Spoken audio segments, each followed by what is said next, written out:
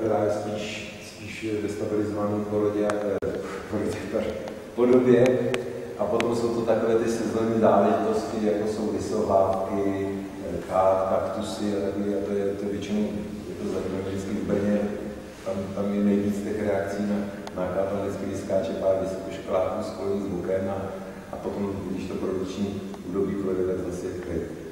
Takže jako ta nabídka je opravdu široká.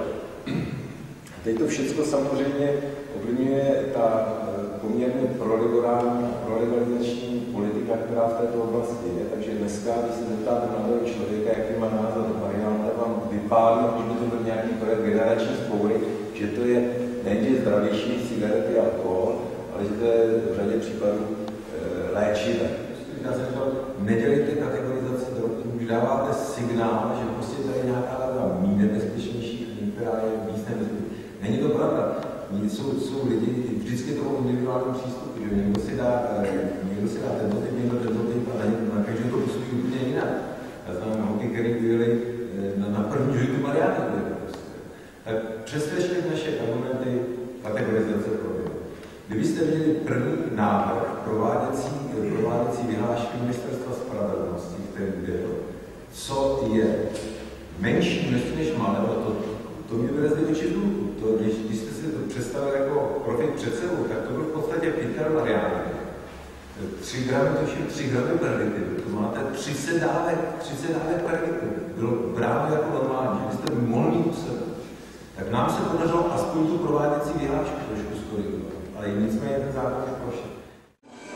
Chtěl bych říct jen jednu věc, že za těch skoro 20 let, co bojuji proti drogám, jsem zažil stovky a stovky mladých lidí, velmi mladých lidí, kteří mi tvrdili, že to mají pod kontrolou. Z těchto lidí už dneska není nikdo naživu.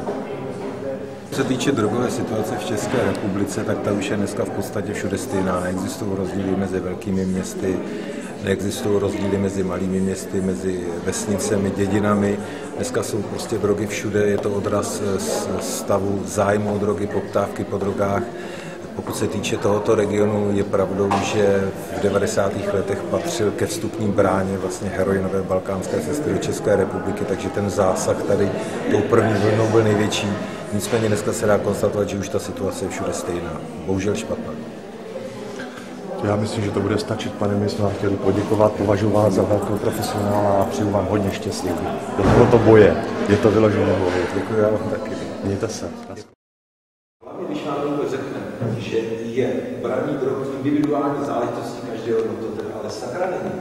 To je záležitost jedince, jestliže ten jedinec bude žít na osamoceném ostrově.